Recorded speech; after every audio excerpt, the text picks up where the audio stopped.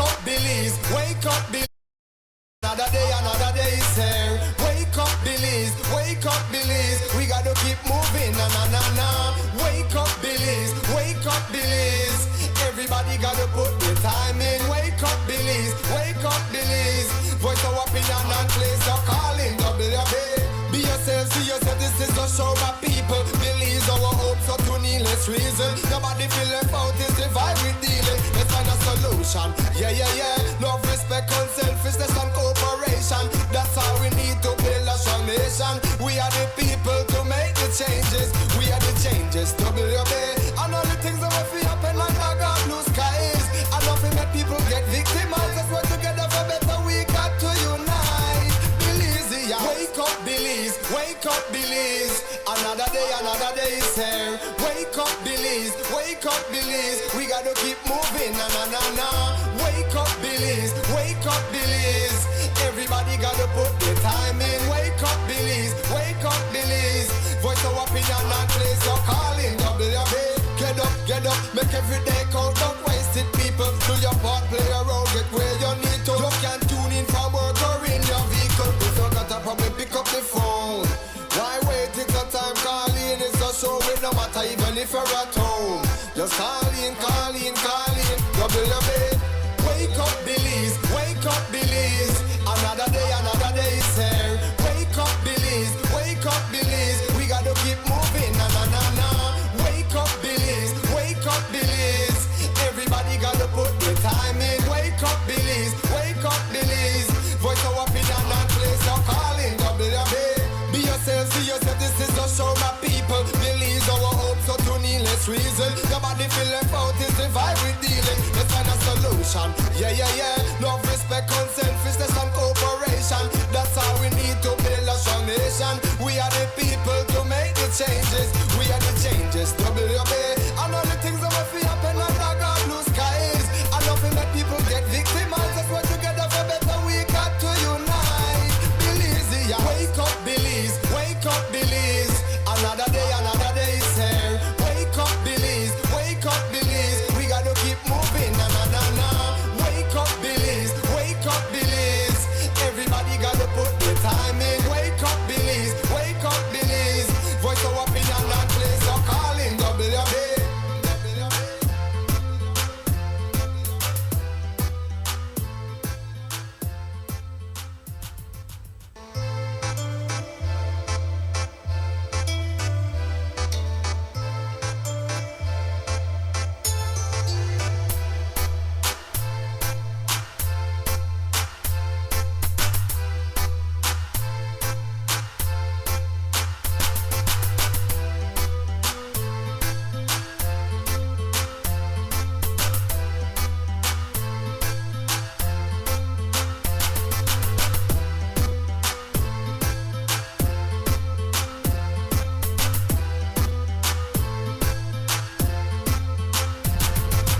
Good morning, Belize. Welcome to the WUB Wake Up Belize Morning Vibes for today, Tuesday, the 7th of January 2025.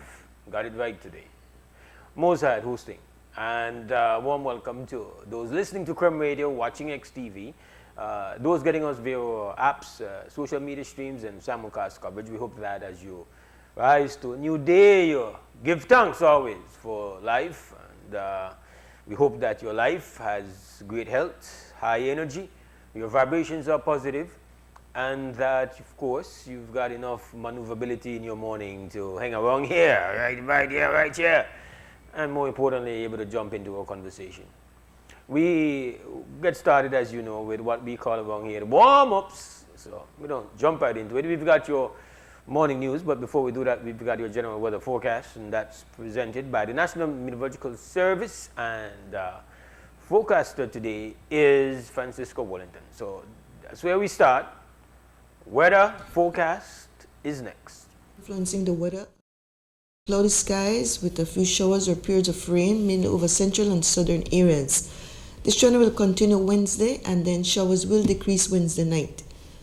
Winds today will blow from the north and northeast at 5 to 10 knots, and seas will be light chop. Low tides will occur at 9:38 this morning and 11:18 tonight. High tides follow at 3:48 this afternoon and 5:30 tomorrow morning. Temperatures this afternoon will peak at 72 Fahrenheit up in the Maya Mountains, 82 along the coast and 83 inland. The moon will rise at 12:05 this afternoon and the sunset is at 5:33 this evening. In the sargassum forecast, impacts, if any, from sargassum will continue to be minimal as observations show little to no sargassum over our area. And that's the latest from the Belize Weather Bureau. Do have a pleasant day. The first private radio since 1989, Creme FM presents the news. Informative, accurate, current information, local, regional, and international news, weather and sports. And now, the news.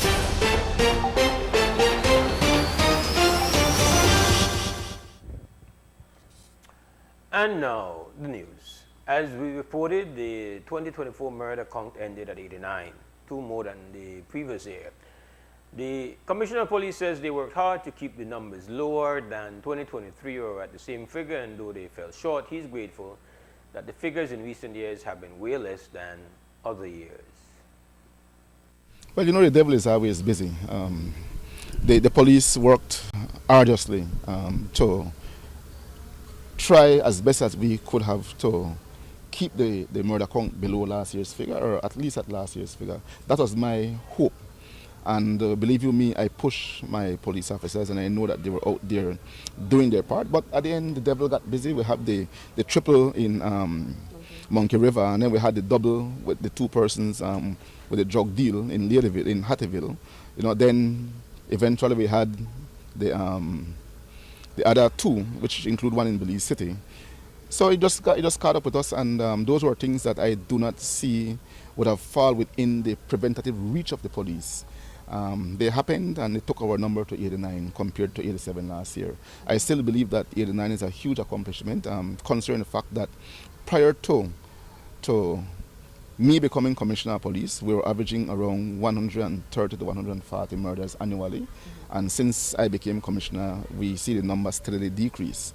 And again, while I do not take the credit for it, because like I said before, there are different factors, but the leadership that not only myself, but also my minister and the Prime Minister are very instrumental. When we want equipments, when we want recruits, the Prime Minister always supports us to make sure that we get what we need to be able to fight crime effectively. So I have to thank the Prime Minister and my minister for the support that they had given us to have been able to achieve what we have done over the past few years. Moving forward, we just have to continue doing our utmost best to try and reduce the murder count. This is the main issue for me. I know that every crime is a crime, but when you're robbed or your whole home is burglarized or something is stolen from you, you still have your life. When a life is taken away, that is irreplaceable, and so we must always try to work as best as we can to save lives. Even the lives of those people who we believe may not value their own lives, we must make sure we do what we can to help them to protect their own life as well. For his part, Minister Karim Musa credited the lower figure to the work of the Commissioner of Police and his officers, as well as stakeholders and the various programs in place, such as the LIU. However, Musa said he wants to see the number decrease even further. I am satisfied with the number. I think it is important that we take a pause to reflect on the good work that we have seen throughout the course of 2024. We haven't seen such low numbers since the year 2005. That is 20 full years of seeing a rising homicide rate now going down. And I think that is in large part due to the excellent work of our Commissioner of Police and all police officers, as well as the various programs we have implemented under this administration, particularly the Leadership Intervention Unit. I think we are now seeing the dividends of that. And so while it is that we take pause to pat ourselves on the back, so to speak, it's also important that we continue to work together as a team and continue to press as we move into 2025 to even bring those numbers down, because in my opinion it's 89 too many. I'm thankful it's gone down, but we need to take it down further. The Belize Police Department Monday welcomed 223 recruits at the National Police Training Academy in Belmopan. They comprise Squad 98. Ahead of the intense 6 months of training, the group was addressed by Police Minister Karim Musa. His message was centered on them becoming modern-day smart police officers. According to the minister, this also involves the officers striving to attain higher education. That was the theme, taking the police department into the future. And what that entails is, of course, utilizing greater innovation and technology. It involves greater community policing efforts with a heavy focus on neighborhood watch groups. It involves advancing their own personal careers outside of the department, getting a greater, higher education, and certainly most of all, building trust and confidence in the public, in the Belize Police Department. And so I think they're all very understanding and mindful of what their role will be when they graduate in 6 months. In related news, as the government ministries and departments finalize and submit their budgets for the new fiscal year, Minister Musa says that in the coming year, they expect to get a fleet of 40 additional mobiles for the police department and a program to launch 1,000 CCTV cameras. Musa noted that about 70% of crimes now are solved with the use of innovation and technology. The fiscal year begins on April 1st and the budget is presented and debated in March. When we left off on Friday, the Tracy Panton United Democratic Party, TPUDP, was meeting at the Collett constituency office of Patrick Farber about the way forward in the face of rumored early elections. They met for 4 hours and thereafter they announced that they would field 18 candidates whenever the next general elections are called, and they intend to do so under the UDP banner. So the TPUDP is preparing to go it alone, even as it says it's open to mediation, which the court advised. On Monday, we asked the attorney for the Shine Bauer UDP, Dr. Christopher Malcolm, about mediation. Mediation is a voluntary process. That's one. Two, mediation happens in a context where parties are prepared to speak to each other and to be reasonable in their conduct. Now, the question I would ask anybody, and I know media persons don't like for questions to be directed at them, but let me say this. The question that anybody would ask is, if you're talking about mediation where somebody is not even prepared to honor an order of the court or to act by compliance to or so on, how do you establish an atmosphere for mediation that anyone can be comfortable in? Mediation arises where parties are going into an environment where there's comfort and there's an understanding that the process will have some integrity. In court on December 6th, the Bauer UDP had asked that their application for Panton to be held in contempt of court be expedited. Their argument was that she was holding herself out to be leader of the party. However, when the judge next issued an order on December 23rd, there was no order or even reference to the matter of contempt of court. We asked Dr. Malcolm yesterday if that has fallen by the wayside. It hasn't at all. It has been stayed, has not yet been determined. Once an application is made to a court, until it is disposed of by the court, it is an application still to be heard. So all I'm saying is that in the same way, Ms. Panton will also make the point that she applied for certain orders which were also not dealt with by the court. And those orders included seeking to get orders to say Mr. Barr should not be able to do A, B, C, D, and whatever else.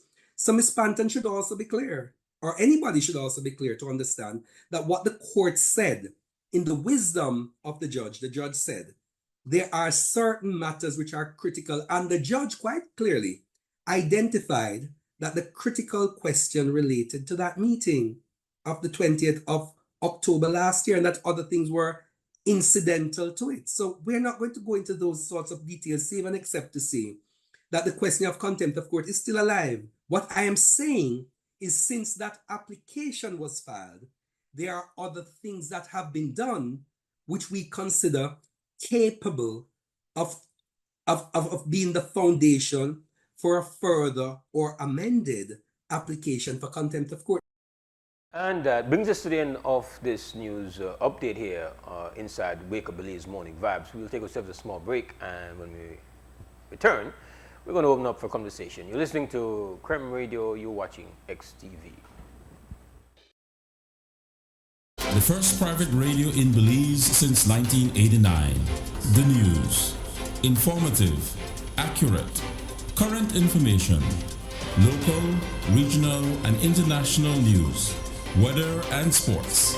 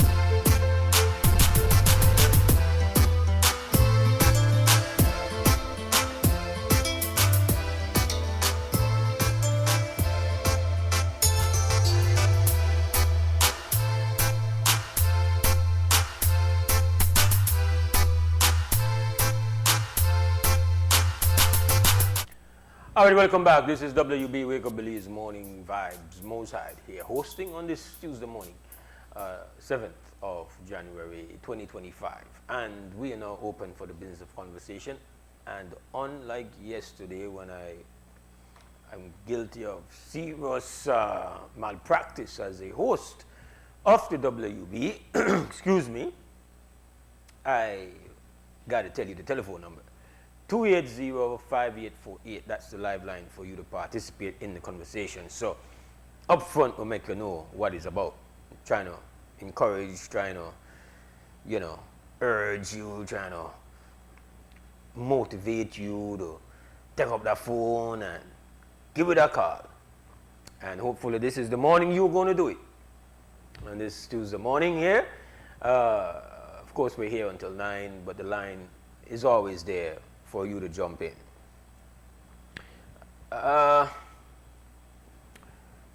The problem with statistics is that they can tell so many stories. It tells the story that the beholder of the statistic wants to put up.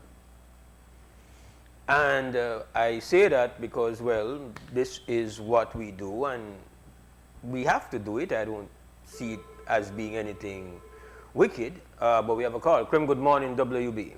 Hello, brother Mose. Good morning. Good morning, brother.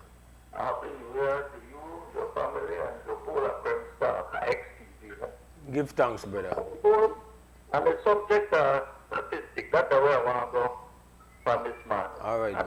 I called the other radio station earlier, and I want to say the same thing. Brother was talking to. I work hard like lots of thousands and thousands of Belizeans, and I want to get to this country. And I get on the ground every day. I work outside, I work on the street. What I want to say is this. The LIU, along with the state of emergency, has done a stellar job when it comes to gangs and gun violence in Belize City. You have seen a reduction in murders by gun violence, especially in Belize City. So kudos. Overall, countrywide, gun violence and gun incidences have gone up tremendously.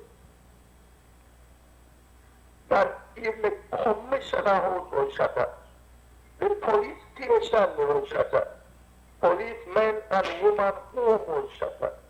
Ordinary citizen home was shut up. And I go like I thought, thank God, many of the incidents, some people just get grave, some get shot, and not like threatening, and a number of that. Because they come down through the roof. So gun violence remain a serious problem in this country. So they could say what they want, but now the police down my back, and they tell me that they're real. Kind of stupid. And I want serious things. Daily, a home invasion. You got people that get robbed on the street, many of these incidents, people, why they have been at the place, and they can't waste the time. So they can't put up with this, I agree, because you don't report it. But many of these crimes, they happen all over. And this is what we're not here. You hear me from that day last night on Channel 5, I think his house was shut up. A man branded a Corozal, you hear other people at Corozal, they tell about, did they get out of hand? You hear many of the villages was peaceful, no crime, they pick up in the villages.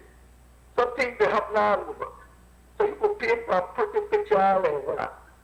I think, but the concern is gun violence and gun incidents continue to be high. Robbery, home invasion continue to be high in this country, my brother. I will go comment on it now, Mose, I'll be after you. Well, I give thanks. We got similar energy this morning. Again, a life saved is priceless. And a life saved is not something that gets in the news, doesn't make headlines, and when somebody changes their mind from committing a violent act or an act of revenge or retaliation, that doesn't make the news. And a lot has gone in to try to reduce the cycle of retaliation and revenge. And because we were like world leaders in homicides per 100,000, we get it under 100, it's a significant improvement.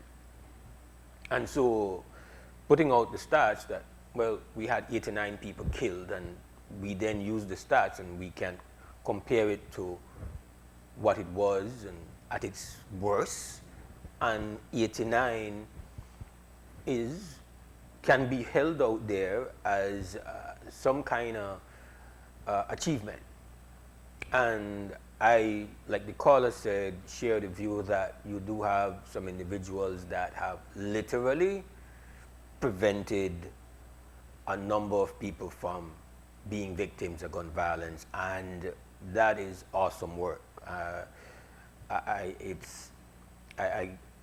know that there are multiple people. I know that they are very, very aware that it's not the kind of work that earns you hero points. It's rough work, but I salute the work and salute the fact that even getting it to 89 is not easy.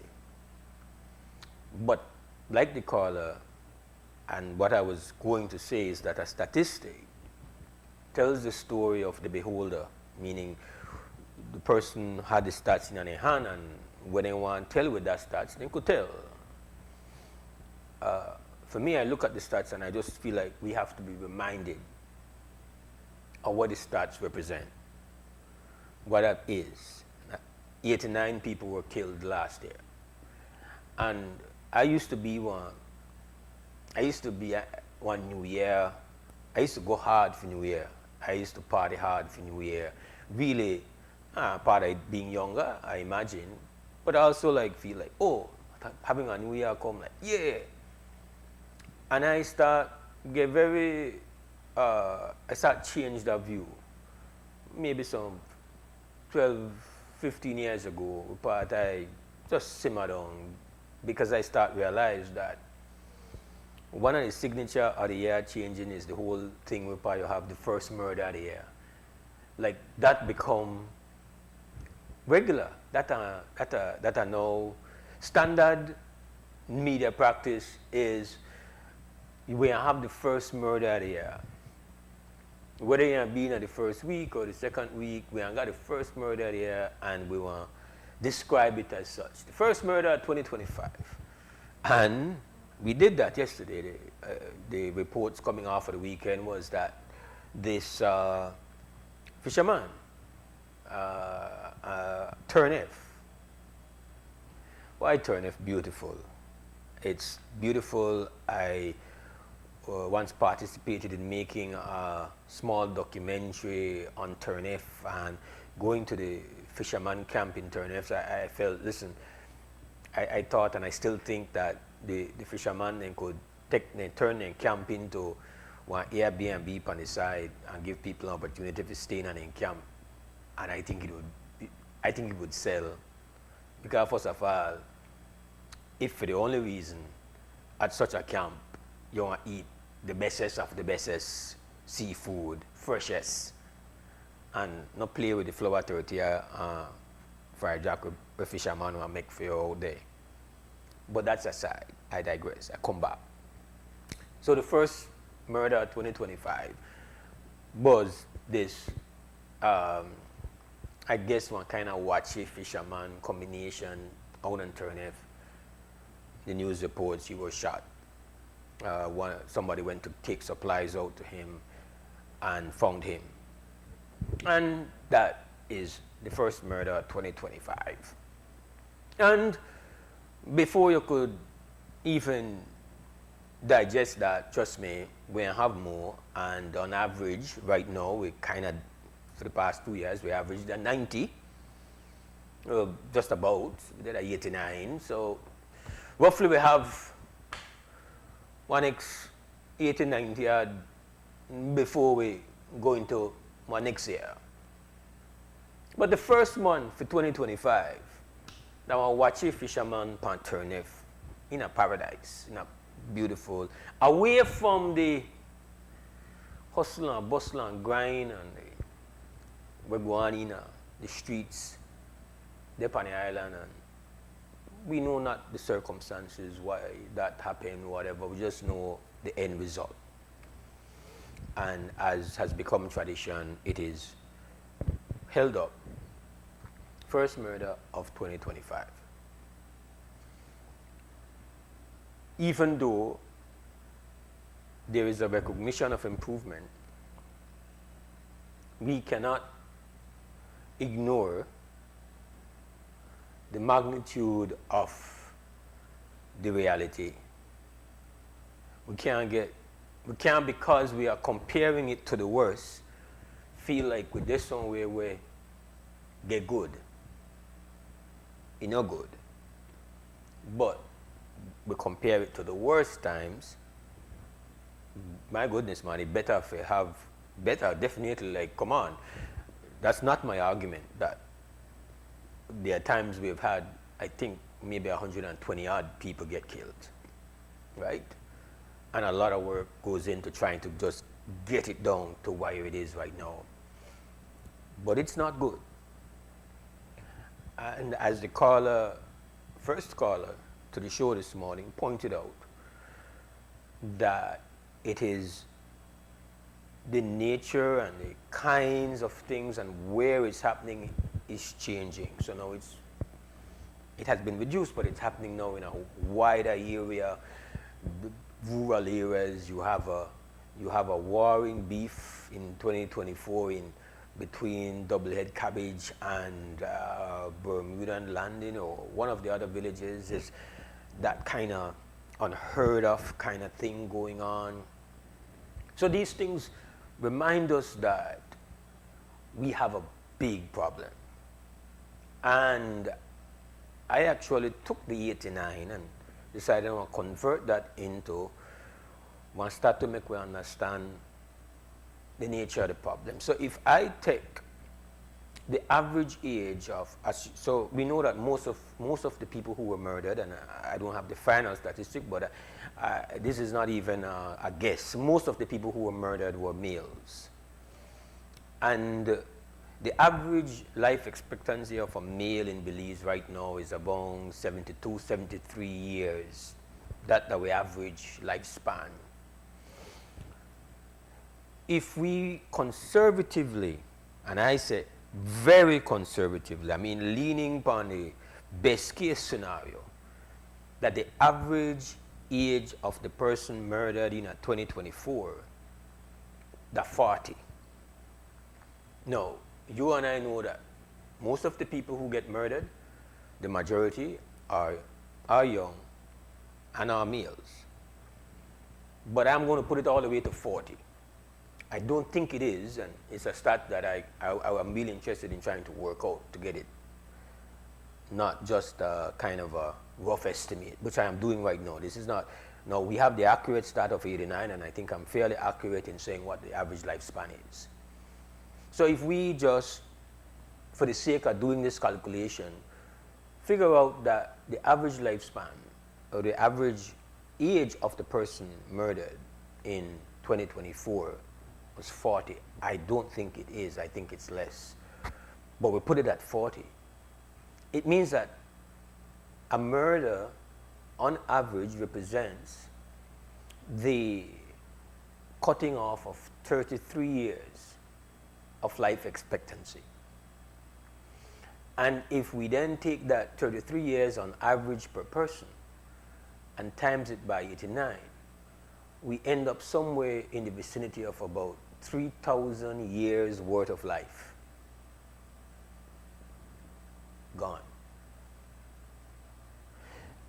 Now I put it in those terms again because as I opened and I said, statistics, stats, numbers tells the story of the teller, the beholder, the one we have it. So this is, so we take that and we can really blow it up and say, this is the size of the problem.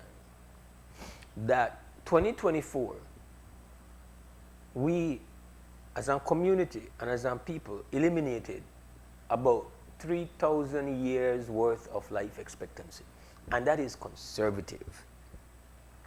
You take down the average age of the person murdered, then the number of years that have been eliminated goes up. Now, that means that in previous years it was much higher, of course.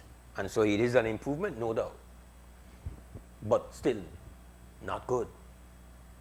Still, a huge problem. Still a grotesque reality that is normal to us now. We now recognize like a ringing of a bell to start a race. 2025, all of us, first murder of the year. There's a distinction now. This is the first. We know it's not. We wish, we hope it would be miraculous if it's the last, but at least we're calling out first murder of the year. And we've been doing that now for, I don't know, a couple of decades. And first murder of the year for 2025. A fisher folk chilling on Turniff. An older guy, I think in his 50s. So he doesn't fit that mold of some street youth involved in conflict and stuff like that. And as the caller pointed out, more and more of these acts of violence don't reflect that. So, yes, when we get into the new year, we want to start fresh. We want to forget all the bad stuff where we eat in 2024. We want to forget the fact that we never exercise, so we make commitments. We stop eat this. We make commitments. We start exercise. We make all manners of commitment, and it's a part of the tradition. And some of us will have the discipline and the self-control to really hold on. Most, all over the world, including Belize, fall short and fall short very quickly. But all in all, turning the page in the new year, that kind of like we press that reset button, that the feeling we have, and we want to do things right. And then before you know it, we get back into what, unfortunately, that the habits that we have had that are not healthy. So of course, begin 2025. If we recognize the fact, as we did in the past, where we've spent countless hours in this show having all manners of conversation around this reality, the pain, the suffering of losing loved ones. And of course, we know that a part of the tradition now is to kind of just have that number that we hold on to see how we are doing. And we now live in a time where 89 murders represents a hopeful news, a positive turn. But it's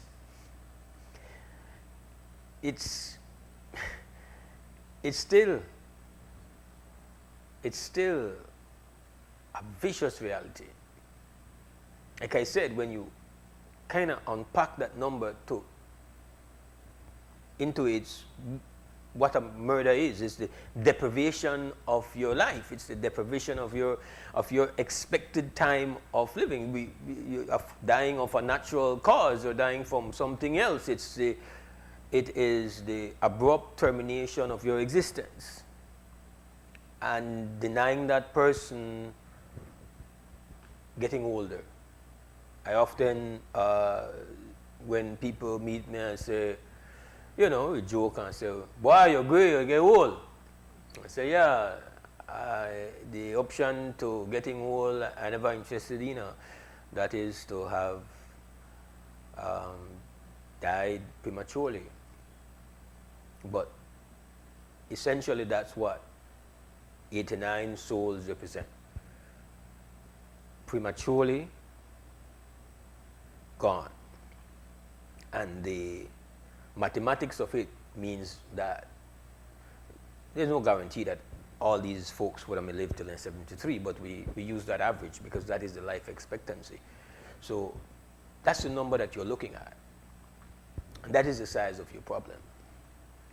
In a good year, as is now being described, 2024 was not a good year, it was a better year than 2022 or 2021. But a good year, it ain't. And yes, that is not to in any way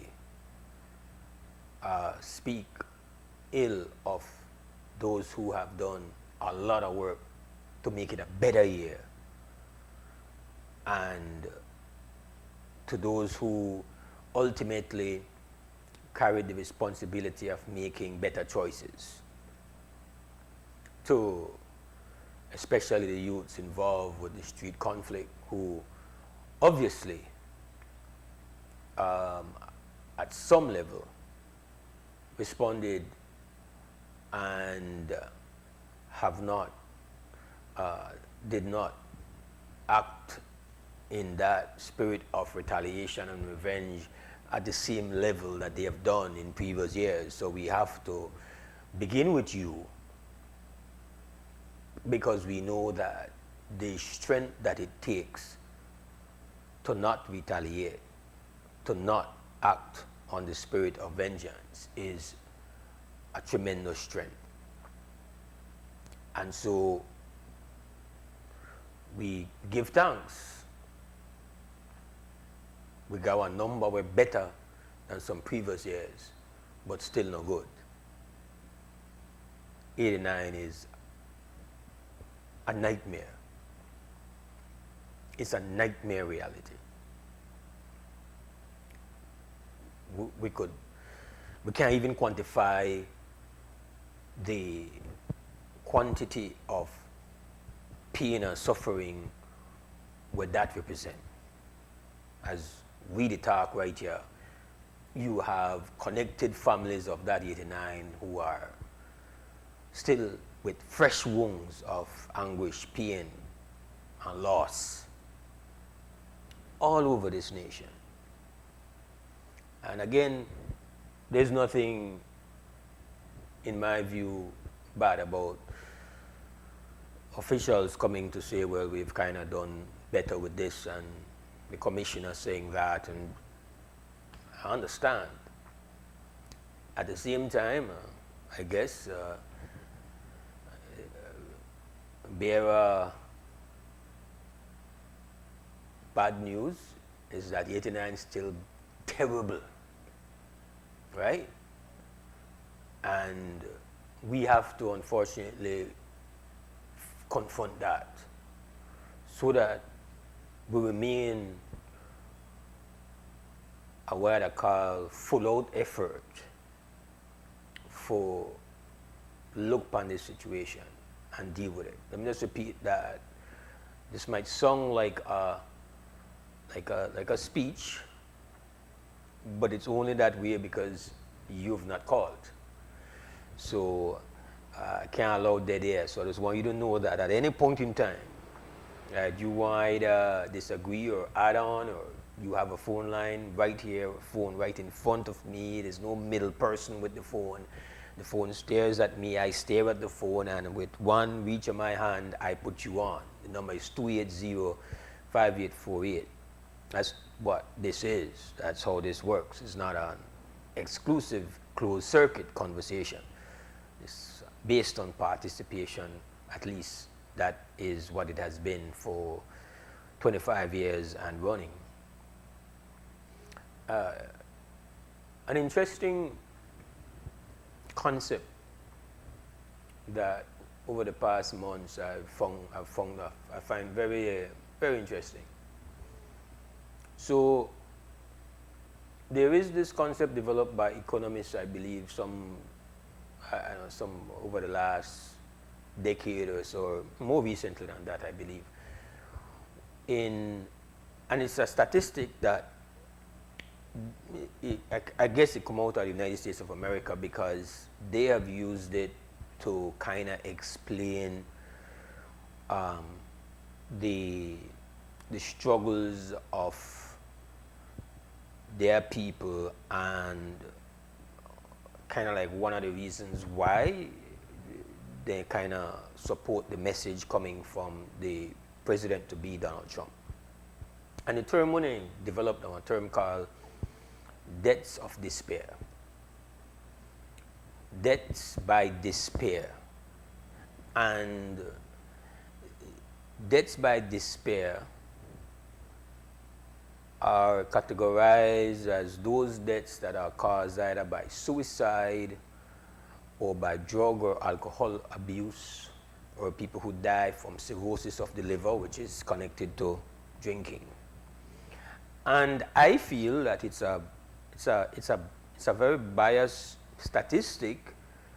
I think it was created to just kind of identify, well, the struggles of the white male in what they call the Rust Belt states. Now, the Rust Belt states, we're not going in all of that. Are places like, you could look that up, Missouri, Pennsylvania, Wisconsin, and all of that. You know these places because these places have essentially backed President Trump. And statistically, in this very rich country, United States of America, over the past couple of decades, deaths by despair have been going up in these places for white uneducated males in their 40s and 50s. And it's a deaths by despair, and it's a term, I guess, to really say, well, yeah, it is self-induced, but it is self-induced because of despair.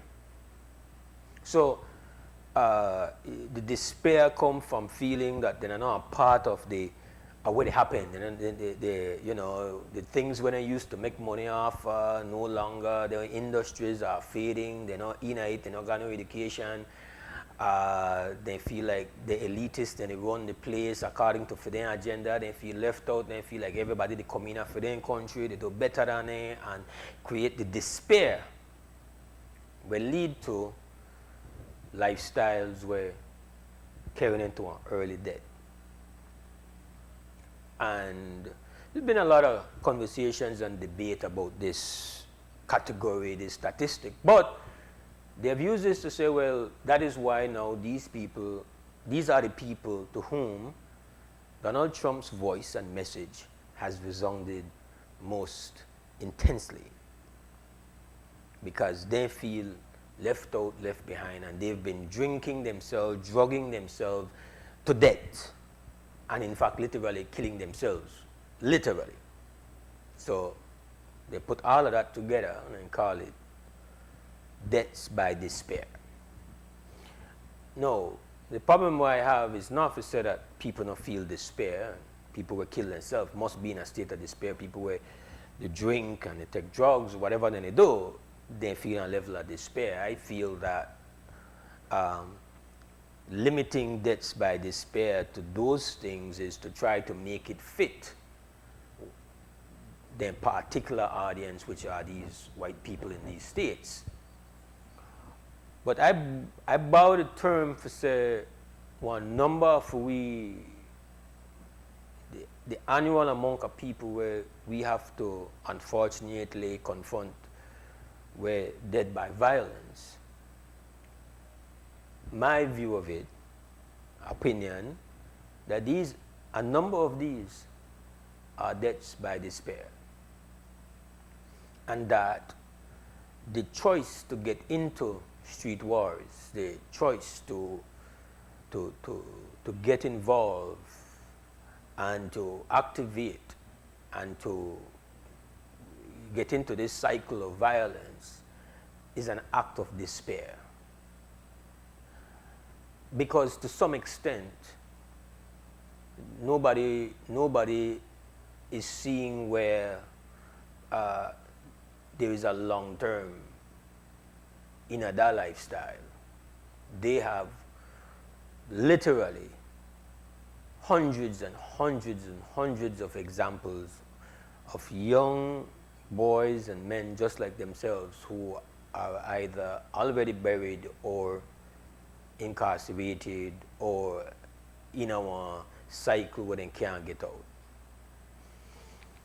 And yes, the acts of violence but ultimately they fuel for the carnage that they spare. And so when we have these conversations about how much people get killed, no, this, I'm not, you've had different reasons for people getting killed. So you have people who were killed, they had relationship issues, whatever. You had people who were involved in drug activities. Yes, we know that a part of the reality around drug negotiations and all of that involves violence. But even that represents a choice made that has an element of despair. So I feel that these fancy people, it's a big time economist, they come up with this whole category of death by despair, and they've only applied it to, you know, in a this way and limit the so I can't, the deaths that we have in our streets would not be looked at, and the deaths that are caused by urban violence in the United States of America are not a part of this definition. But my argument is that it absolutely should be, and that but it wouldn't then make the white male in West Virginia stand out. This category works for the narrative of the struggles of these people in the quote-unquote Rust Belt states. So that's the thing, I'm getting into that. But the concept of death by despair, not for their definition of it, but in my view of it, is something where I feel that when we look at some of the carnage, and we could look upon it, we could, you know, I very often, in fact just yesterday, Ms. Coy makes the point about us being drunk. We know that the statistics indicate that a consumption of alcohol in Belize is through the roof. We don't even need to get that information from the Statistical Institute, because we know every street practically have one half grocery store, half bar, half of the wall, the liquor. We know that with the consume, we know that with the consume bad man, we know with the consume all these things. We know that middle of the day, people deal with it. We know somebody was just their way out. We know that drinking is way out. So we know that that's going on. So it's a problem, but it's also a symptom. It's also a symptom, and it's a symptom of the same despair, in my view, that leads to some of the choices that creates violence.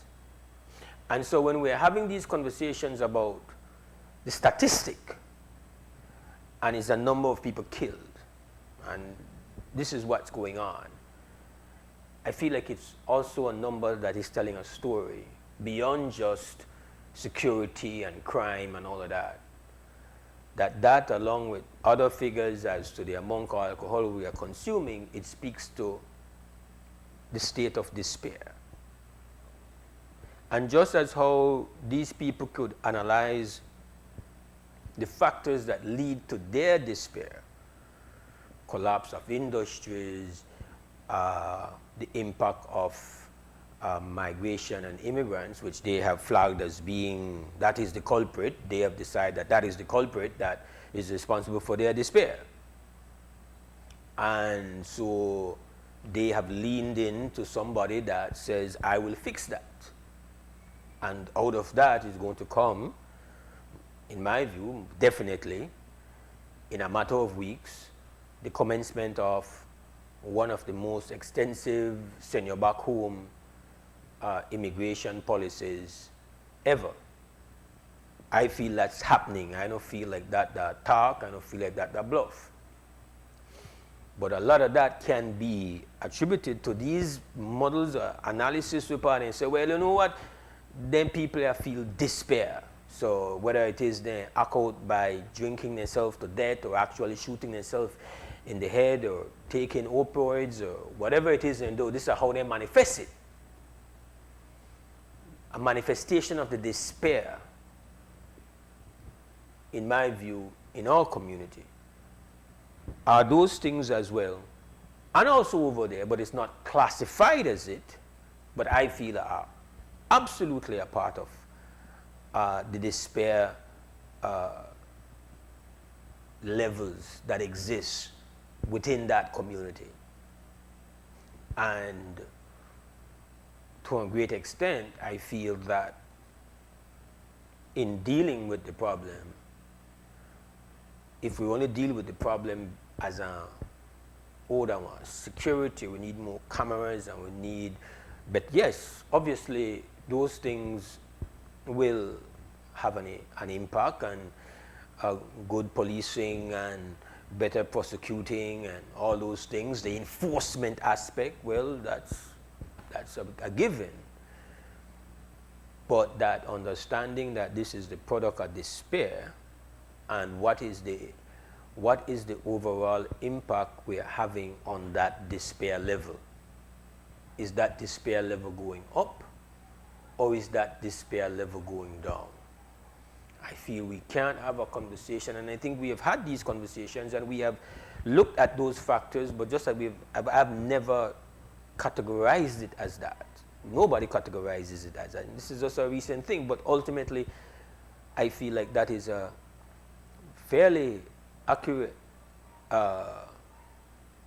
ingredient or element for measure the despair level within your society.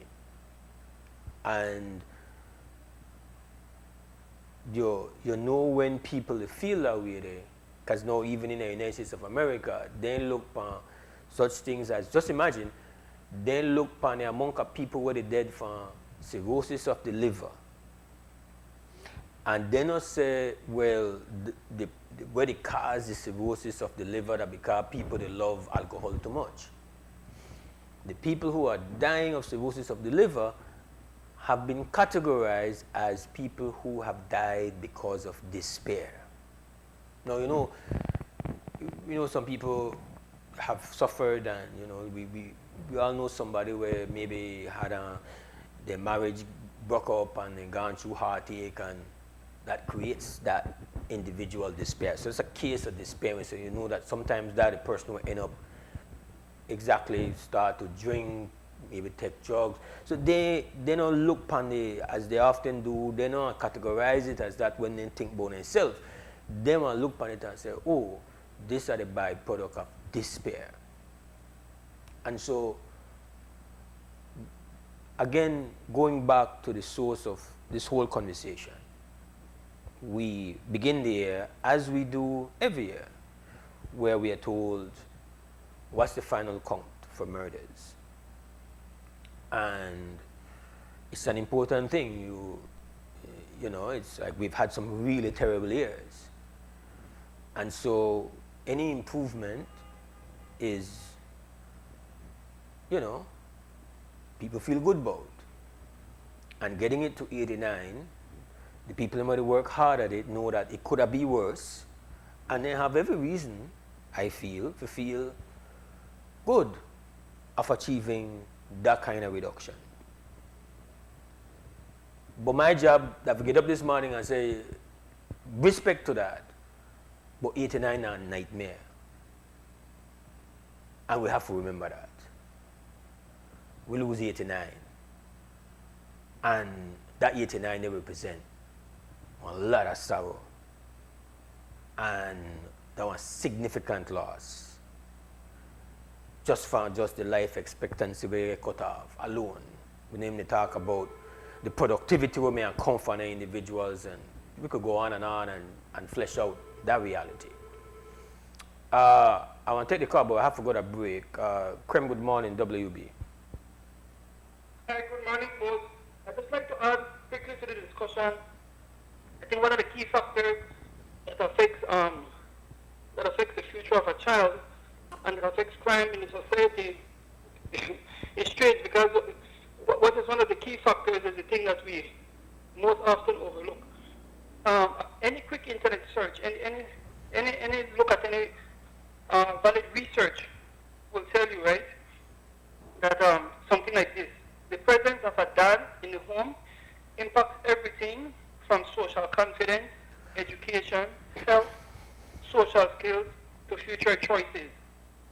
When a child has a father at home, they are 80% less likely to spend time in jail, 75% less likely to experience teen pregnancy, and less likely to experience suspension or expulsion from school. So something needs to be said to the men. I think in particularly the black men of Belize City, of Belize, the country of Belize, that it's very important for us to try our best to raise our children to remain in the home. Now, we know there's a lot of fathers who have already gone beyond that point. For whatever reason, they're not living with their children. But then the next best thing is to maintain a relationship with your children. So even if you're not living in the home, unfortunately you're not living in the home, then still reach out to your child. Still call them every day. Find out how they're doing. Try to be a part of their life, because that has a great, massive impact in their future development. And as a whole, as society, why it's important for us to educate our black men. For those who say that they love Belize and are interested in the social well-being of Belize and the allegiance of Belize, for us to try to teach our black men, not only youth, but men, grown men, that it's vitally important for us to try to maintain a relationship with our children. And by all means, remain in our homes. Even if we have challenges, the last option should be to come out, to move out of the home. The best gift we can give to our children, well, I think the second best gift we can give to our children is to remain in the home with them, maintain a relationship with our children. And of course, if the best gift that we can give to them is to raise them up in the wisdom and knowledge of God, so that when they go out there and they hear all type of nonsense, they are rooted and grounded in the truth, right? So that's my impact. That's my input to it. Give thanks. Give thanks. All right, it's 7:32 inside the WB Wake Up Belize Morning Vibes. We're going to take ourselves a break. We go to 2 Cents Scam, sponsored by Fort Point Security. Then we take a regular commercial break. Then we come back with more WB Wake Up Belize Morning Vibes.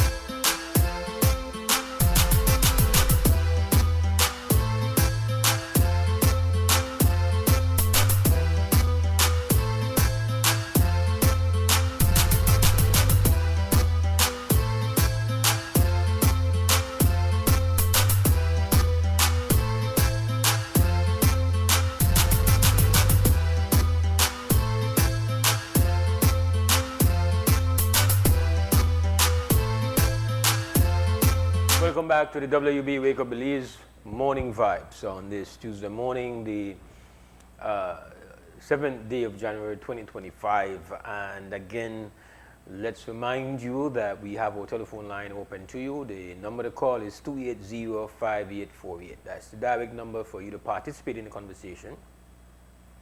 And this morning we're talking about 89.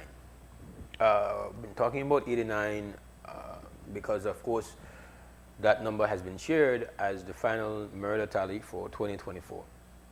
And we've been expressing our thoughts about that number.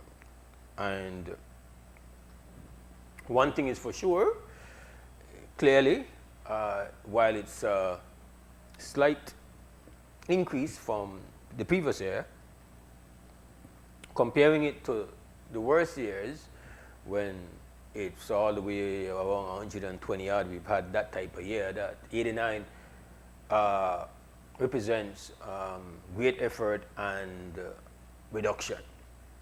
And so that's one interpretation of 89. And I have been submitting that 89, while it is no doubt can be looked at in comparison with other years as an improvement, it's still ugly. It's a painful, ugly reality. And I'm not here trying to disregard the work that has been done to bring it even to this point.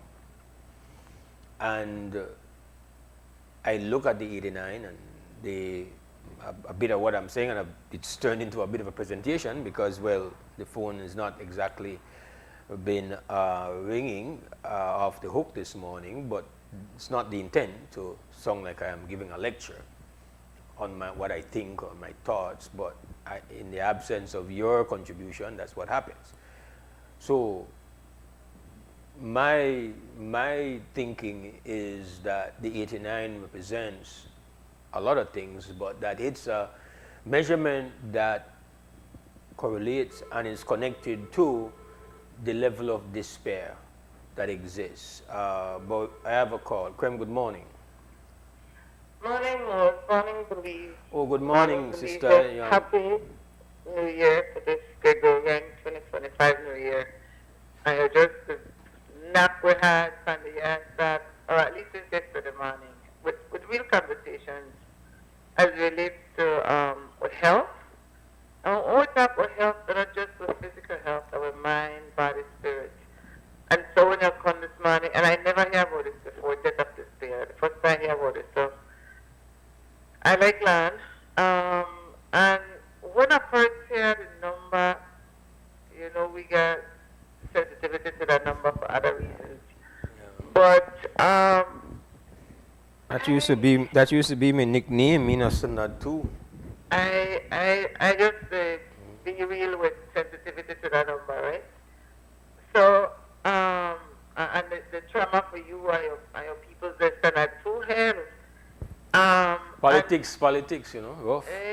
Yeah. And then I think about one of my things that I really enjoy about learning and living is that you have lived experiences and you just live, and then you find out, say, that there's like an ideology or a theory behind it. So when I first hear, well, this morning when I watched WB and I hear the news about that, I said to myself, but there must be other things whether or not it counts, and then you come up with this, you share this knowledge where I never know. And I really like that because we oftentimes not have root conversations. Like, you know, typical politician and the people there what they pay, I'm like, sort of, I was thinking about root terminology with them too this morning, they pick up one another. And I just say, what are the root cause? I don't know this go for our religions, but the people there whose interests I represent, the African descendants, racialized as black people. And this, and oftentimes they hear people talk about, like they point the blame on the people that would do the shooting. Like that would they fault. And yes, they have one level of individual accountability, but the greater accountability and responsibility is on the systems that we inherited and continue to uphold. So when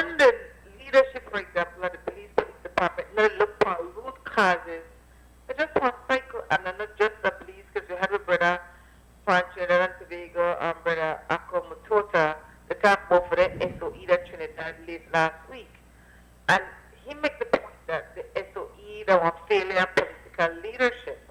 Now, you don't hear political leadership come out and say, well, we the fail.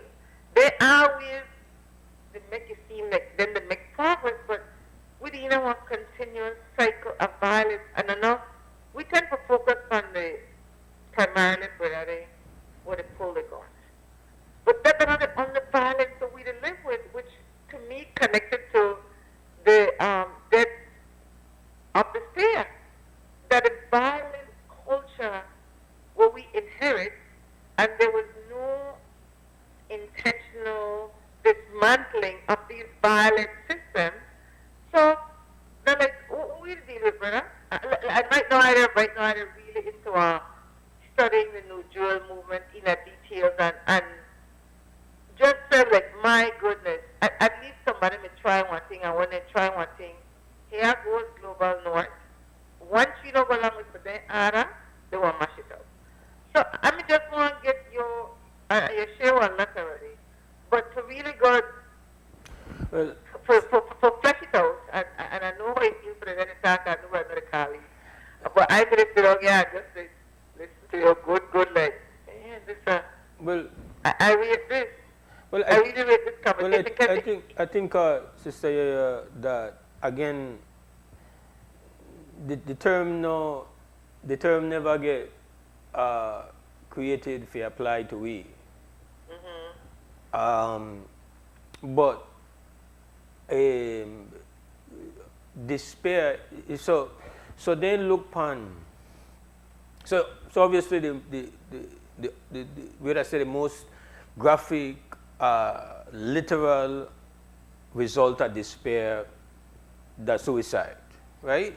So somebody feels so in such a poor way, physically, mentally, that's what they do. But they also put in other choices, and they say, well, this is what is caused by despair. In fact, when they use only that kind of approach to deaths by despair, still you find out that white males in these states in America are not the number one population for deaths by despair. Deaths by despair, I believe that statistically, Native Americans, as they call them, are the number one group when you look at the death by despair classification, and then black males, and then these white males, uneducated at that point what I feel is not that I am using that classification, I just take the liberty of the phrase to say despair, yes, but despair manifests itself in a more ways than just suicide or drinking alcohol or taking drugs.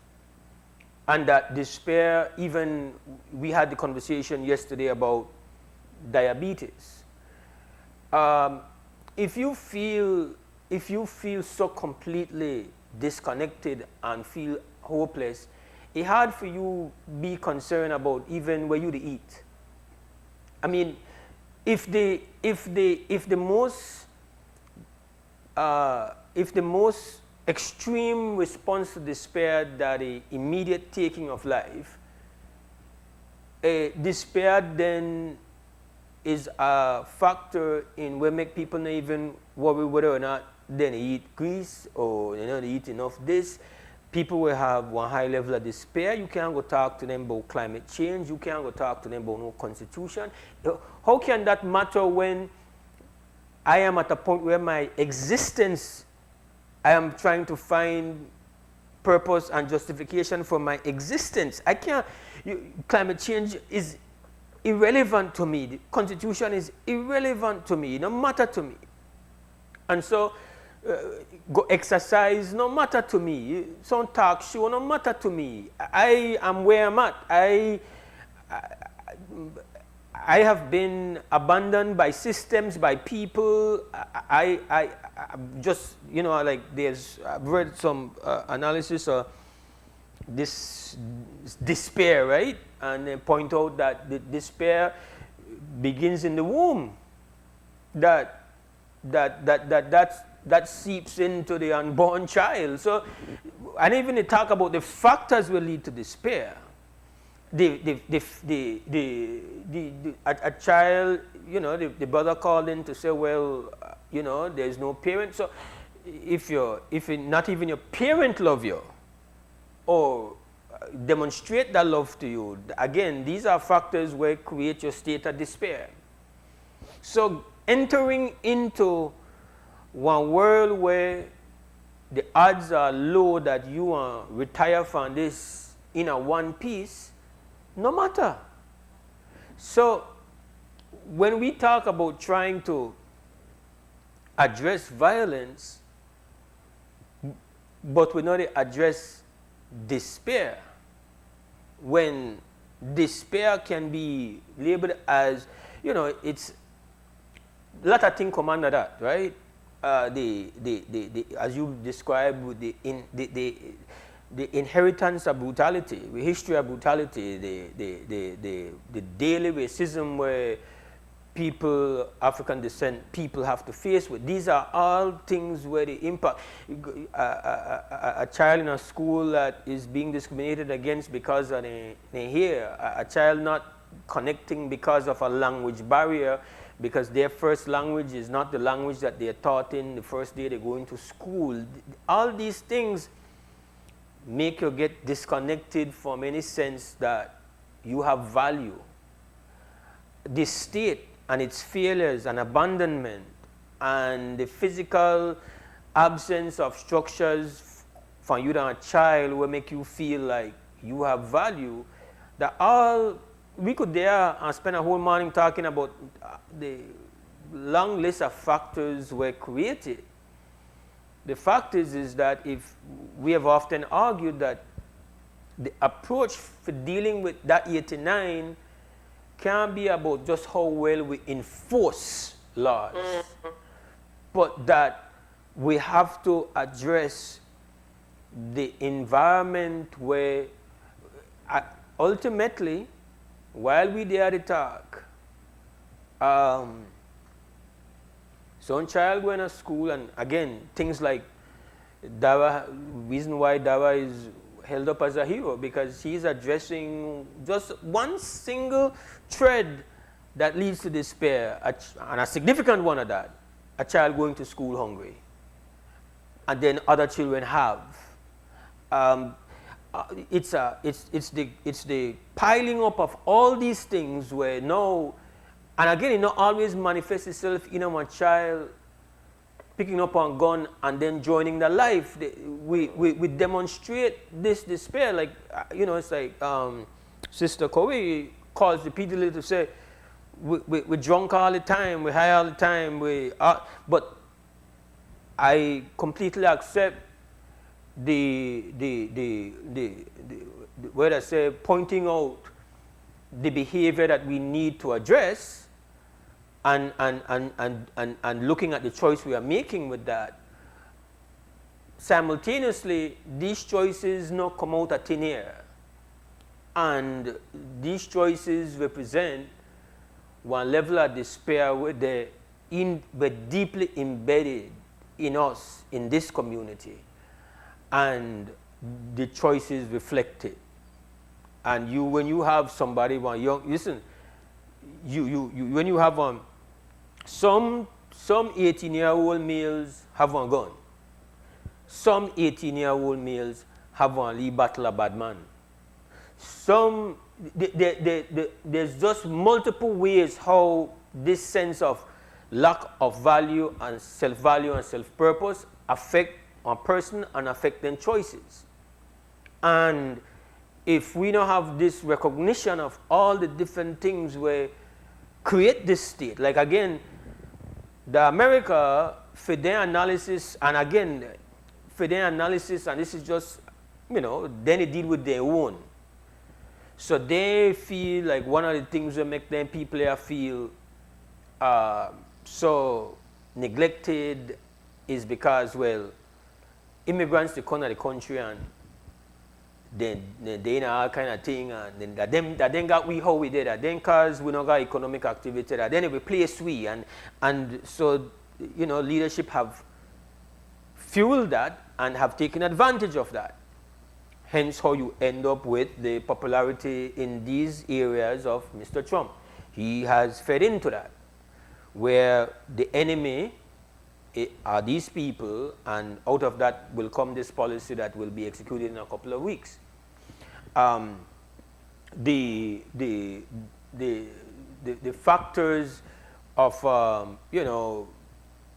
say isolation, and that the elites, and they want to tell you about climate change, and they want to tell you about this kind of rights and that kind of rights, and then coming in wokeism, they're not about you there, and not know the go on. They don't want you burn, they don't want burn coal no more, so now they make no money, and they export steel manufacturing, now you don't got no money, and now you're in a state of decay, and blah blah blah blah blah. That's how they have worked out that. I know they pass opinion on any of that. I just say, if they could approach the analysis of where they go on there, then you look beyond just the choice. Beyond the choice that somebody kill himself and say, well, I'm wrong with you. Or beyond the choice that just sit down wrong and drink all day. Beyond the choice. Where that the enabling factors were produce these choices. And how we attack them. That's how then they deal with fidenting. So we just as how we wouldn't want in our community want rise in the number of young people just to kill themselves. In this case, out there, and even young people are middle-aged, 40s and 50s, but still that they still among so people hurting themselves. We know why in our community have this reality. We would have said, well, what it caused this? What it caused the epidemic of suicides? For we epidemic, for we flavor of despair-induced epidemic, the violence amongst ourselves, and that result in annual, the tradition of counting the amount of people who have been killed, and then also come January, we have this moment where we declare the first murder of the year. And not all of the murders I could ever say are related to state of despair. You have obviously, crimes of passion and all of that. Hits are taken out, and we don't know that the hit. We think that's something when they're not really that they happen as well. But a percentage of these murders, the percentage of 89, I feel, my opinion, is that it's a measurement that reflects directly proportionate to the level of despair where exists deep in our community, deep in our children. And we have to start to confront that, not just confront, we need 1,000 cameras. Obviously 1,000 cameras that were structural, strategic way to try deal with enforcement. Nobody can make an argument against 1,000 cameras or anything like that, or enforcement for that matter. But enforcement, I'm not getting to you getting at it with enforcement. The fact is that this is a bigger nightmare than just finding the right enforcement gear and strategies to deal with. Because in many ways, these are just one of the many components of community devastation and despair, and it manifests itself this way. So that was my thinking, right? And I agree with what you're saying. And then have to look past, because this has been ongoing, and I just happen to believe, and have to find solutions or do things differently. And I think one of the things that we keep it over and over again is these different units have to work together collectively as opposed to separate ministries, because everything, whether it's college in a school, the Venn diagram, Yeah, yeah. they overlap. Yeah. This our community, that the community has these issues. So I would often have that conversation with what I call the middle class Belizeans, and because a number of them look for me like I had a crutch for the bad behavior everyday people. So I had say, so what? Impoverished people can't spend money and go to concert. Like they have one life, they have one enjoyment in their life. So I just said, imagine this, like this is a real life situation. You have 4 generations of people living in a 1 year. And like you shared, you are the sister we just shared from XTV. Her name is Sister Joy the Grew, I think, about post-traumatic and slave syndrome. So you are born with this trauma. So you born, you're just baby, and you born. And you born here this year and are totally impoverishment. Your mind impoverished, your granny impoverished, your great. And when you look at the yard next door, that is now you just born, you know, an innocent child born, and this is your reality. So every day they want struggle. The system that's set up for liberation, for make you have one. So I say, when you born in such conditions, you know, an innocent baby born in such conditions. When you born in such conditions, your natural instinct to survive. You know, they play by the rules because the rules are never designed for you survive or even to be here. So I tell people, when you born in such circumstances, you know how God-fearing and law-abiding you are. When you're quick, and most of it comes from impoverished working class people. That something or somebody make you could come out of it. But when you have so much people, what is to happen to globally more? What you want people to do? I know they say I encourage bad behavior. I just say ask. We could sympathize or empathize with white people who are blessed. If you born in such conditions, Mose, what you for do? And so much people, I don't know why I say the environment, and it's never always like this, the environment is a violent environment. You're born in it. You can't, and that's why a number of people turn to organized religion. Because nobody don't want to live a hopeless life. When you got to look forward to more, when you wake up in a such, when you're born in that, when you got to wake up to where and give you hope, what? Yeah, so I feel that joining the street conflict, that was suicide act, and the statistics bear that out. You might, before you die, you might, and this might sound ugly, but you might kill one of your brothers or maybe more, but essentially what you do that just participate in a for their suicide. And then your suicide will come. And you will be assisted in that suicide, obviously, but what else is it, sister? Because there is no, the youth coming up now is not like a youth where come up in the late 80s, early 90s, where had 3 decades of they could look upon the community and look upon the walls, upon the fence, and then could see the bunch of names. We're not there again. In all neighborhoods, youths coming up in those neighborhoods are very aware and are acquainted with the young men before them who are no longer here. So it's not like that young man, that young boy in the late 80s, 90s, where never have something before that for look upon, for know well what this road means.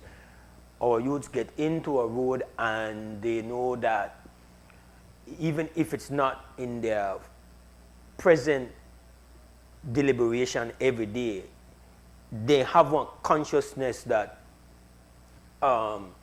this is a high risk journey I jump in here, and they know that the outcomes at some point in time no one be a good one, but they make the choice. Just like how we make the choice knowing that the things that we eat, or the things that we smoke, or the things that we drink. That's why if what's good for the goose is good for the gander, if in the analysis of people who are committing suicide, they look at the contributing factors where make somebody do this thing where seems so completely irrational, completely like perplexing, like why would you out your own life? The same thing, the same approach have to look at somebody get in at this life, they not get in there with where I say with no understanding of all the risk we're involved in it, but then get in it. They get in it because at that point in time, one of the first requirements of being able to make that choice is that you have to become so completely disillusioned with everything wrong with you. And you just say, it no matter now. If you, in my conversations, which I had this conversation last year, Kodisir, Noor Mohammed, and Raymond Gongora to go and speak on invitation from the LIU detainees, the state SOE detainees, no LIU, my bad. When they spoke to me, a lot of what they said was about every aspect of this system that means nothing to them, that they have no hope in, from our political, governmental structure to everything about it. So one major part of reaching that place in a their soul, where this are the life we then choose, is a complete disconnection from seeing a hopeful road ahead for themselves, which is despair. Despair. And again, that is manifested not only by that lifestyle, other lifestyles, our manifestation, because I don't know, I don't want to get into all of it. They point out where generally how females respond to despair as compared to how males respond to despair, and it seems to be different. But the despair nonetheless, it manifests itself differently. It appears across gender. And I don't know, we kind of go deep into this whole thing where fundamentally where I would have want to be the left home message is that we part of start, Sister Yaya. That I don't quarrel with nobody for look for a number and say, hey, this is our improvement. But I feel I have an obligation to say, even as an improvement, that was a nightmare. It still is. It's a huge nightmare.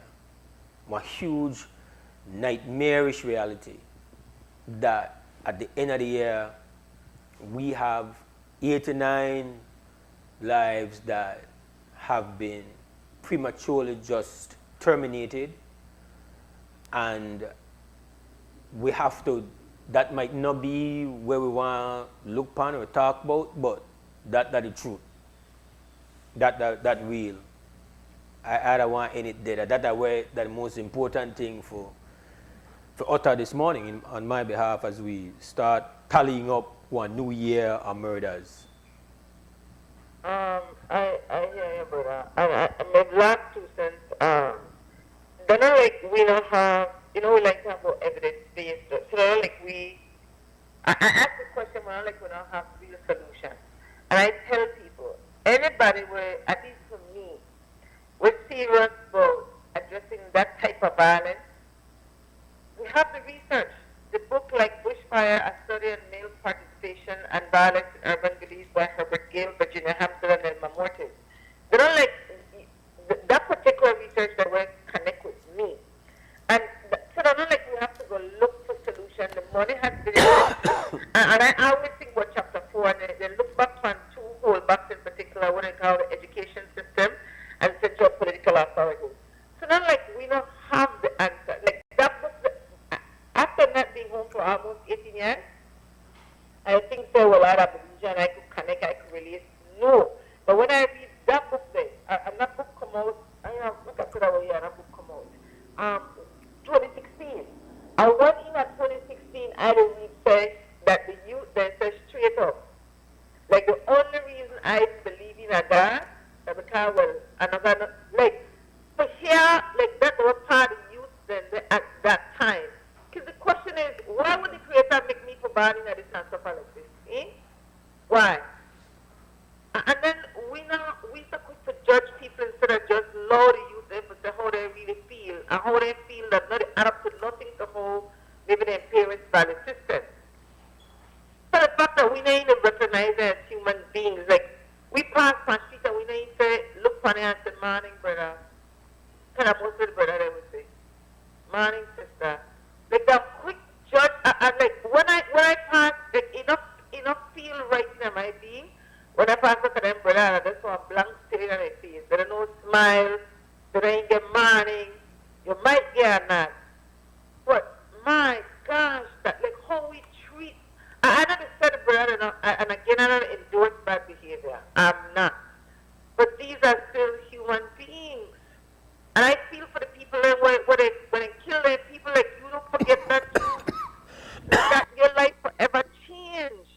I still say if the system, if the people are in a power, genuinely, I can only think that they genuinely not care about me.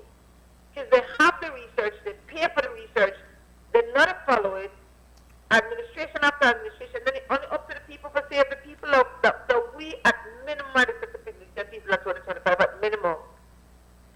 You know, I don't water, but I drink some water. I drink water, I go to the house, but you know, it is what it is. All right. At It's minimum, I say. it's the season of coffee, you know that. Not just treat each other as human beings. That's all I say. All right. This the time of day. I mean, if you got something we can share with somebody, share with them. Just make way. Try to ease back from the judgment, like as if they're not human beings. That's all I ask, but and I really appreciate the time we take for stretch the talking this morning. Like I really, really value.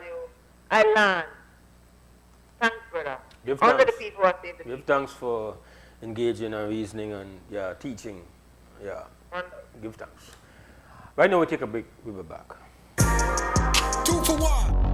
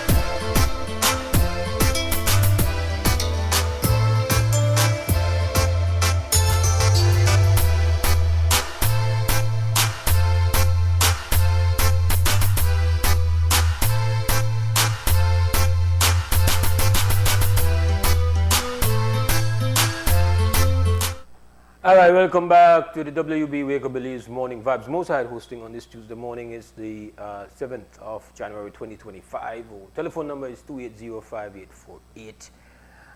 This morning we've been talking about the annual murder total, well, last year's murder total, which was revealed or discussed by the Commissioner of Police, Minister of National Security, at an event yesterday. So we've been talking about that a bit. Now I want to just change and go into, I've met several people who told me about a really bad flu that they've dealt with over the past couple of weeks. But before I deal with that, let me deal with the call. Krem, good morning, WB. Good morning. Moses Sandra Floyd. Good morning. Something I feared would happen. Your discussion has confirmed my fear. Those two incidents in the United States that happened between the 30th and today, the U.S. authorities, when you study Mose, they are working overtime to misdiagnose those incidents. I'm not saying that what they are saying has happened, but when you study those incidents, their explanation doesn't match the incidents. Go back about a couple months, I don't remember the exact month, a member of the U.S. military self-immolated in front of the White House. Didn't that happen? Yeah. Why?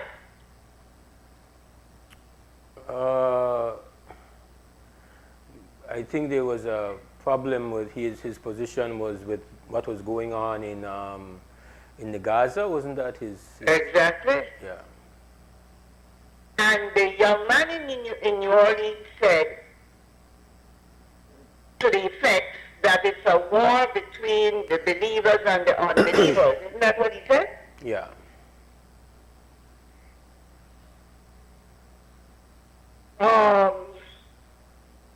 And the person in front of Mr. Trump's hotel, they are working overtime to make it appear that what he did had nothing to do with the hotel and its connections and anything, but it had everything to do with that. The note that he left said the state that the country is in, something to that effect, isn't that right? I've not seen the note or gotten any quotation from the notes on that story. I just know that he's a special forces guy who apparently might have fought the Russians in Ukraine. He was deployed in different places. Yeah. But he left, is it a note or an entry or something? He made a statement to the effect that the terrible condition of the country. So these are three military men moves. Yes, last night you should try to find it. They did an interview with a retired brigadier general who's a psychiatrist. When he was in a quandary because he had to admit what war does to people. But these three cases, I don't see the case in the White House, this case, and there was somebody who attempted self-immolation in Georgia. Did the person complete it? And I don't remember. Do you remember that incident in Atlanta? I think they died. So America now has to confront a new reality that the war is on its own home territory. That is what goes for that exercise. Yes, despair and all of that is being in the military produces its own set of casualties. as a matter of fact, however, the illegal drug industry is also a war zone situation. Isn't that what they did with Los Angeles? When the CIA were feeding cocaine into Los Angeles in order to use that money to fund the Contra war? Isn't that what happened there? They said they used Los Angeles as a teaching classroom for wartime medicine. That's what they did. So I think when it comes to those, while I have no problem, as I said, in analyzing what war does to people, to understand what is happening in Belize, you must study it as a war situation. A war situation that didn't always exist. So what we have happening here is learned behavior. Learned behavior. The situation, but it is a war situation that we have that is producing the death. Would you agree with that, or would you disagree with that? Well, yeah, there's conflict and there's a cycle of retaliation and revenge, undoubtedly. But I think that when you reference the LA situation just as a comparison, before when I made reference to what? When you brought it in as a part of your presentation. Yeah, but in Belize I'm speaking about the general effect of war. I am saying those 4 incidents in the United States are a result of the behavior of the U.S. government as a participant in the horror that is unfolding in the Gaza and Lebanon now and Syria and Yemen. That is what I'm saying. That those 4 deaths should not be analyzed as the consequences of having been soldiers and gone to war.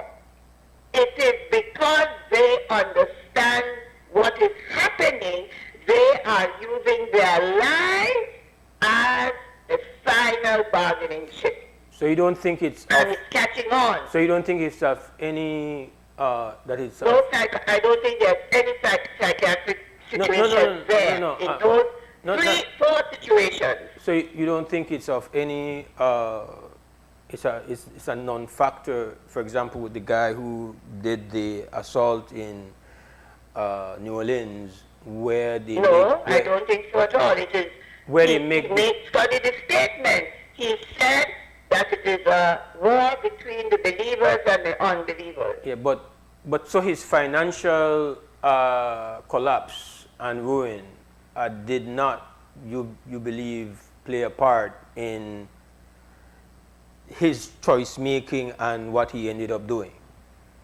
Which one? The one in New Orleans? Yes. So he had a series well, of. You see, Mose, this is the problem. They are bringing in everything to make those 2 men appear to be total misfits. That is what they're doing. No, there's no denying. I'm not arguing against the element of the war, and again, a number of people, especially Middle East Palestinian contributors that I have listened to say, well, this is the product of America's war machine. That's the way that they have looked at that, and I'm sure that is a significant part of what is going there. But I also think at the individual level, there are certain factors which make a person predisposed to being that one that does this act. I'm sure so that young man in Washington, they try to make him a... I don't know much about I don't know much about the guy in Washington. I know the background only of the person that did the attack in New Orleans.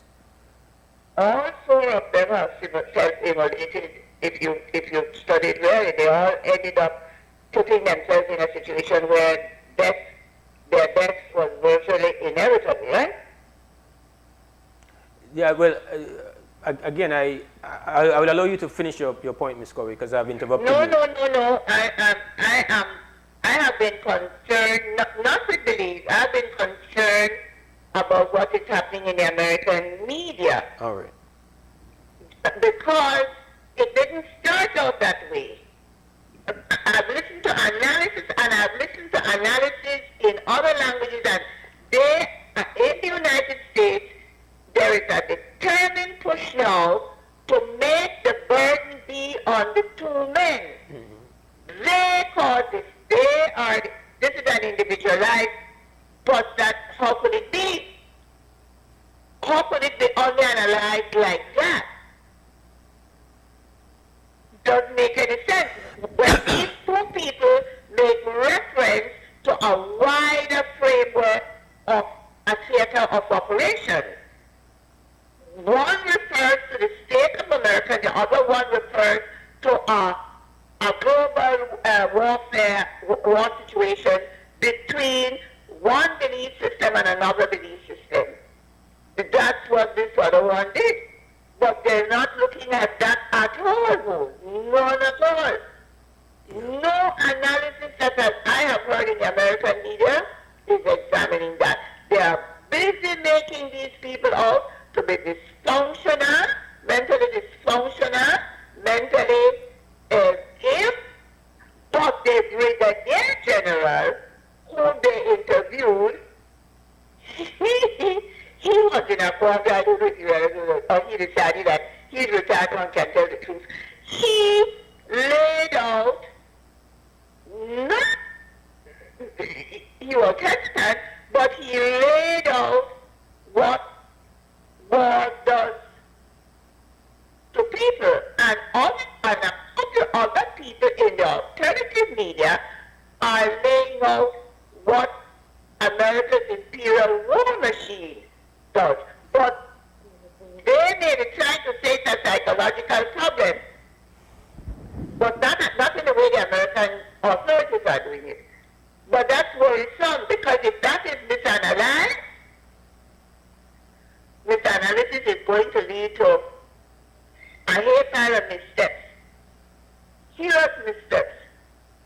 In my opinion, serious missteps. Leave out this one. Go to Germany. You had a doctor, a trained medical person, who drives a vehicle into a market and kills people. Mr. Jabu, he was an IT, he worked in human resources and IT. So he has a trained technical mind. That's what he worked in. So, you don't see, know that you don't get the sense that you've got no sense along the way an attempt is being made to structure the narrative to a certain, to avoid the American public confronting the real reasons and thereby provoking the rise of a new massive anti-war movement which will now be bigger than the Palestinian matter. You don't see that? No, I don't disagree with the way that the media will try to present a narrative that is friendly to the empire's war machine. I think that is something that they do consistently. I think that, and they are accompanied by the academics and the intellectuals as well. I just listened to a debate that's on YouTube on Friday, where you had this, I think it's a journalist, I think it's Hassan, that used to be on MSNBC, and he was debating with this scientist who's been saying that, well, the reason for terrorism is Islam. and That the what? is Give is me, is repeat that. Is what? Islam that Islam is the reason Oh, why it's Islam. I is just get that. Islam. Okay. And so this journalist referenced a study that was done by the University of Chicago in which they had interviewed about 300, over 300 people who had been held for terrorist acts. And the study he pointed out to this guy has confirmed that the leading reason why these individuals got involved with the activity was geopolitical, and it had nothing to do that they couldn't put it that because they were practices of the Islam faith, Exactly. that's why they got Exactly. in the activity. So, that's where the academic individuals, intellectuals are complicit with the agenda of the empire building and the colonizer very often. So I absolutely share your view that they will try to dilute what these acts represent and what the implications are. It's not a matter of where they are. Yeah. They are doing that. Yeah. Well, I am just advising that yes, it's an analysis where the general effect of war on the human person, there can be a comparison. But I am advising caution on those coincidences as representative of that kind of pathology that war creates. I don't see the pathology there at all. And I more so because I hear this unending attempt with them contradicting themselves. Because you see, you always know when people talk about it's when they start to contradict themselves, And you say, okay now, so you think this. And so try to find it. It's an interview, I don't know anything about that. It's a retired brigadier general, and he's a psychiatrist. And they did an interview with him, I don't remember the name, one of them. I heard it yesterday evening. So, just advising Mose, because I keep maintaining that war is a template that will be applied. Not even the template, it will be a boilerplate that will be. They write the script and the script will be translated here and everywhere, and it's just going to be terrible. Bye-bye.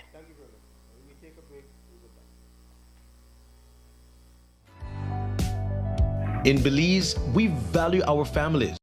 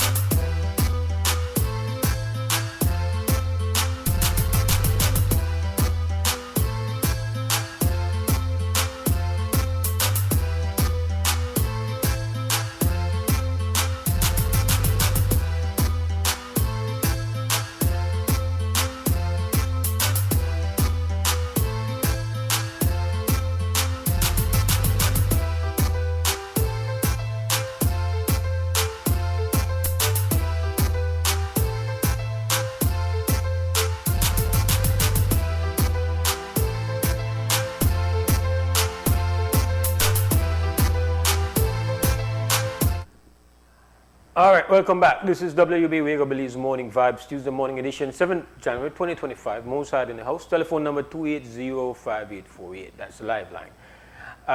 Of course, we welcome everybody who listen on the radio, whether watch on the TV, we got on my apps, and those getting us via social media, especially those who are linked with on YouTube, XTV Belize.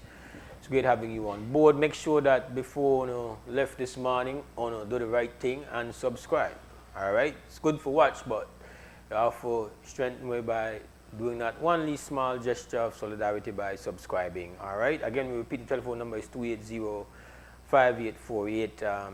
In fact, we're kind of out of time. Just wanted to just mention quickly that there seems to be a bad flu going around. Potentially, it's COVID, one of the continuing descendants of COVID, and while COVID is not the monster that it once was, it's still not a friendly thing.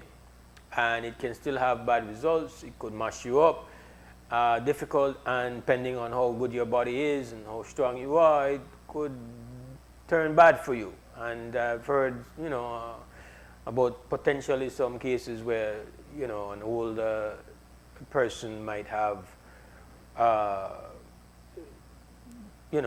passed because of it. So, we need to, again, we don't deal with any of that anymore, but I think some of the safety precautions are still essential. We know a lot of these things are passed on to us on our hands. So I think it's, once you hit this time of the year, that's one good practice for just keep on e-sanitizer with you. And besides that, there's a bad bug going on. I think it was reported in the news, causing vomiting, diarrhea, rough stuff. I don't want any part of it, but we move wrong.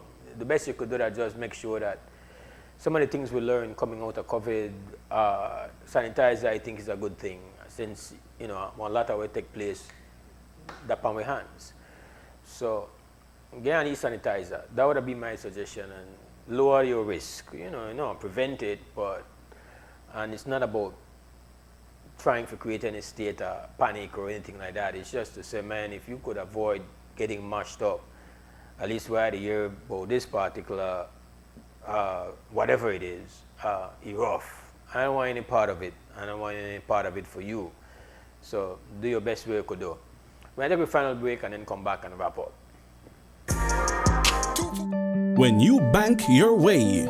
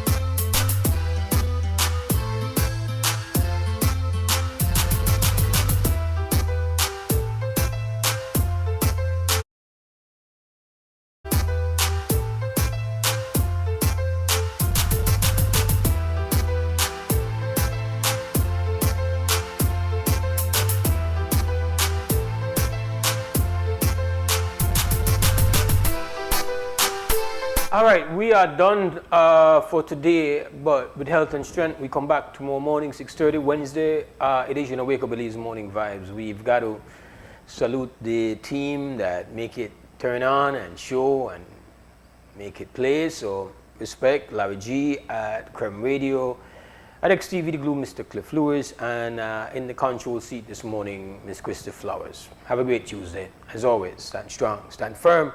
For now, we're gone! Wake up, Belize.